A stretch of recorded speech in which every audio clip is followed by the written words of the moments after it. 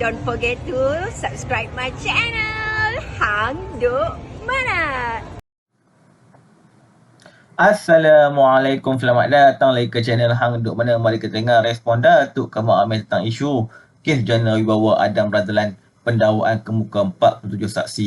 Selama 47 saksi, pendakwaan akan dipanggil memberi keterangan pada perbicaraan kes rasuah dan pengubahan wang haram di hadapan timbalan Ketua Bahagian Bersatu Segambut Adam Radlan, Adam Muhammad. Okey tuan-tuan, mari kita dengar respon Datuk Kamal Amir. Di akhir nanti kita akan komen macam biasa. Begitu juga hari ini saya berhubung tentang kes jana wibawa.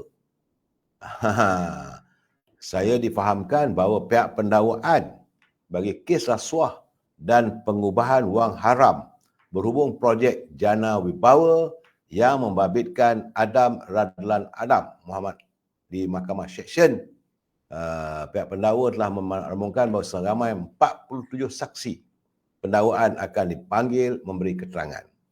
Timbalan Peneraya Farah Yasmin Saleh berkata sebutan kes rasuah pengubahan wang haram yang dihadapi oleh Timbalan Ketua Bahagian Bersatu Segambut di hadapan Hakim Suzana Hussein.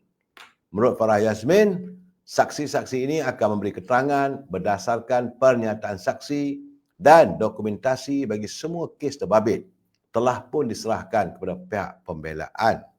Jadi pihak pendakwaan turut bertanya kepada pihak pembelaan berhubung sama ada penyataan saksi boleh diserahkan 14 hari sebelum saksi dipanggil beri keterangan, dan mahkamah menetapkan sebutan semula kes pada 27 Mac depan untuk status dokumentasi sebagai persiapan bicara dan arahan lanjut berkaitan penyataan saksi.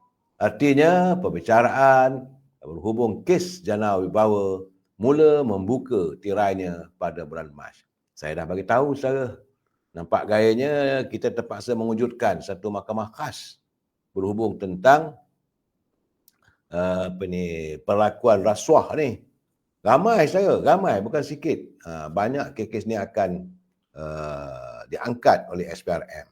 Begitu juga bagaimanapun hari ini dia semalam saudara Tan Sri Azham Baki mengesahkan dalam saat-saat dia nak menyiasat kedudukan Tun Daim Zainuddin, maka hari ini selaku Ketua Pusuruhanjaya Suruhanjaya Pencegahan Rasuah Malaysia, Tan Sri Azham Baki mengesahkan beliau telah pun menerima saman yang difailkan oleh bekas Menteri Kewangan Tun Daim Zainuddin. Pula dah. Siasat pun kena saman dah sekarang saudara. Katanya sejauh mana keputusan itu dinilai. Itu tak tahulah. Surat tuntutan saman oleh Tun Daim antara lain menyatakan mengenai tindakan SPRM yang didakwa tidak berlandaskan prosedur. Jadi saya tak boleh dedahkan maklumat mengenai tindakan saman itu kerana kes itu sudah pun masuk mahkamah katanya. Saya kena ingat bahawa sebelum ini pasukan undang-undang mewakili Tun Daim mendakwa Azam tidak mengendahkan arahan kehakiman dengan mengeluarkan kenyataan secara berterusan membabitkan kes yang dihadapi oleh bekas Menteri Kewangan itu dan isu perundangan yang sedang dihadapi. Katanya kenyataan berulang Azam mengenai Daim bukan saja subjudis tapi juga prejudis kerana hakim sudah memberi amaran mengenai kes itu. Peguam berkata kenyataan Azam termasuklah kemungkinan memanggil Tun Daim untuk disoal siasat berhubung dakwaan aset yang tidak didedahkan dan dianggap tidak wajar memandangkan pertuduhan sedia ada yang belum selesai di mahkamah. Jadi katanya keadaan itu seolah-olah Daim bersalah dan melanggar prinsip subjudis, malah petikan sumber memburukkan lagi keadaan. Beringat saya, Tun Daim menghadapi pertuduhan di Mahkamah Seksyen kerana didakwa gagal mengisytiharkan harta dan mengaku tidak bersalah mengikut Seksyen 36 dalam kurungan 2 Akta SPRM.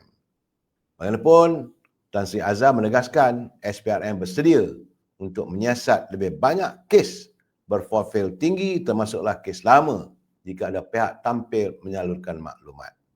Dia katanya kadang-kadang kami SPRM tak ada akses kepada setengah maklumat kerana kejadian itu berlaku sudah lama. Dan kami generasi baru mungkin tak tahu.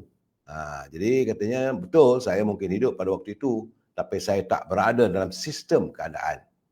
Jadi sebab itu dia memerlukan laporan dan bantuan daripada warga.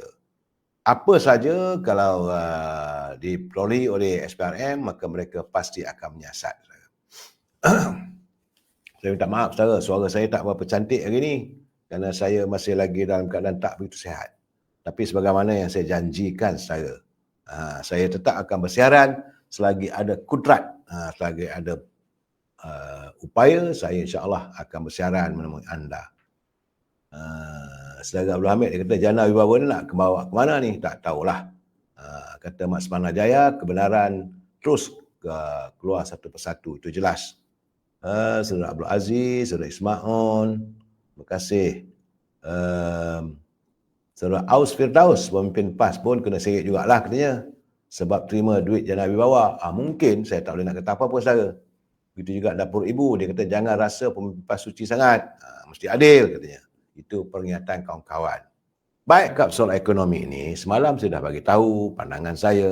Saya bagi contoh, kerana sekarang ini dalam suasana ekonomi yang merudum, saya. Dalam suasana ekonomi yang merudum, rakyat memerlukan bidang pekerjaan. Ahli-ahli perniagaan memerlukan projek. Lebih-lebih lagi mereka yang terlibat dalam sektor hartanah dan sektor pembinaan. Sedangkan hari ini saya difahamkan adalah kontrak-kontrak yang ditawarkan oleh kerajaan. Tapi tidak begitu banyak. Nilainya antara 100 ke 200 juta. Kalaulah 100 ke 200 juta nilai kontrak itu, selalunya setiap syarikat-syarikat kontraktor, mereka cuma mengambil keuntungan sekitar 15%. Nak ambil lebih nanti, kena gempur lah pula dengan SPRM dan sebagainya. Jadi kalau dah katalah 20%, kalau 20%, kalau 200 juta nilai kontrak yang tertinggi, ertinya keuntungan syarikat tersebut adalah sekitar 4 juta ringgit saja.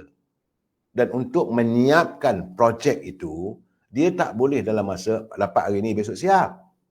Sekurang-kurangnya dia mengambil masa, paling-paling awal pun 2 tahun. Kalau 2 tahun, kalau 4 juta, artinya setahun dia cuma ada 2 juta ringgit saja.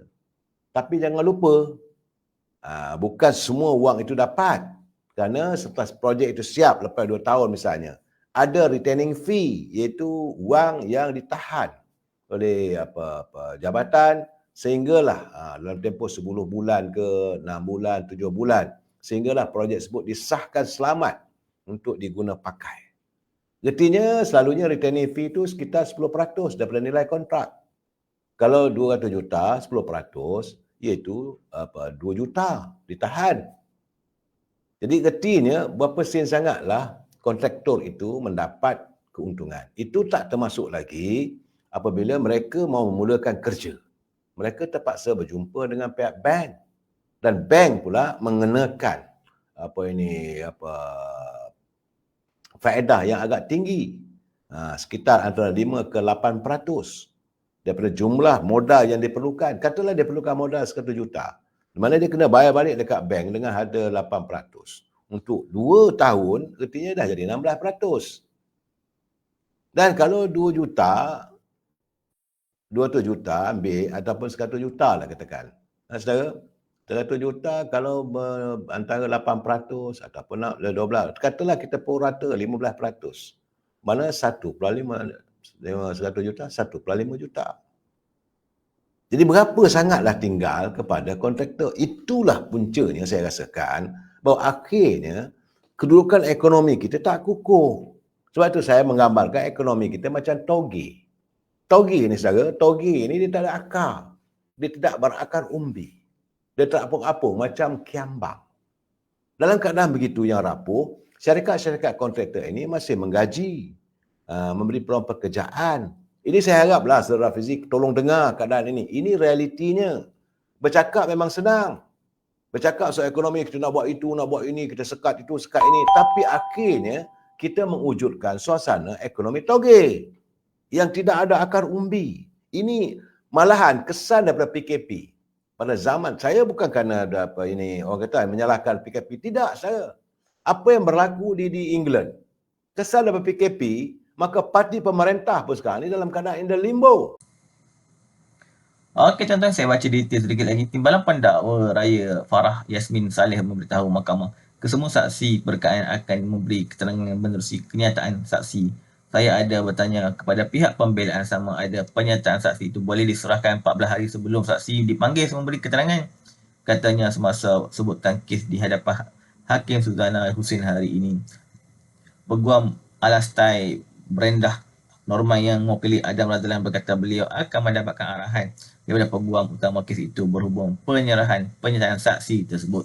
Okay tuan, dalam selama kita tunggu kes ini macam mana nanti. Kita terus menyokong kerajaan perpaduan dan Pak Ibrahim. Assalamualaikum.